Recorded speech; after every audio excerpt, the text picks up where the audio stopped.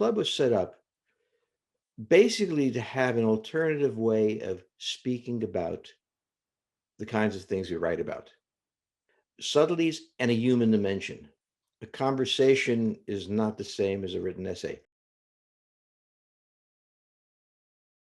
In a club, you're speaking to people who disagree with you, see the world in a different way, and you can correct things as you go along, and they can correct you. It's a collection of people who interact and do the most important thing in thinking, challenge you. They range from members of the US Armed Forces to corporate executives, to a lot of people in the financial community, and people who have been these things and retired, which are some of the most valuable people because they're the most open-minded. So it is a collection of people who care profoundly about what we discuss, which is the world and how it interacts and what the future holds. Every couple of weeks, you get together and take apart the world. And it's unpredictable what we'll talk about.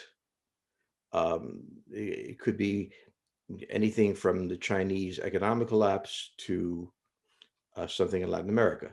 And we bring in others who are on our team or we know who are experts on the subject. But every once in a while, we decide, let's focus in on one issue.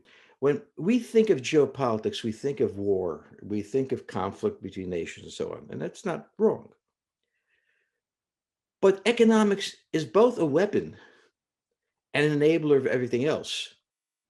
So how the economy is behaving influences how wars are fought and how the political system influences the economy, influences war, and so on. So there are three elements. There are, as I say, three pillars of geopolitics: war, national security, politics, and the third, and sometimes the most important, is economics.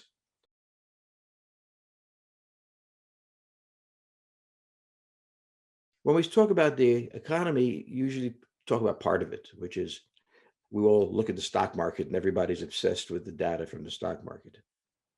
But what we're learning today is that the real statistics that matter may be in the hands of doctors. COVID has morphed into an economic crisis of shortages of manpower and everything, okay? And that was predictable. You can't shut down society for a couple of years and come back looking well. But how we solve this is going to determine not just the medical system, it's going to determine the political system, which is deeply being affected by this shortage system, and also the military one. Because when you can't get the products you need by buying it, in many cases, countries become aggressive. So we've come through COVID, not quite out of it, still lingering with issues. And now we've discovered the cost of COVID. And it's only now becoming clear what it is. And where that leads, what the cost of these shortages are, that's going to be very interesting. We have a model of how the world works. We don't do news. We're building and rebuilding the model to explain what is going to happen in the future. Opinions are the cheapest thing in the world. Rigorously defined opinions that are challenged and back and forth, they're precious.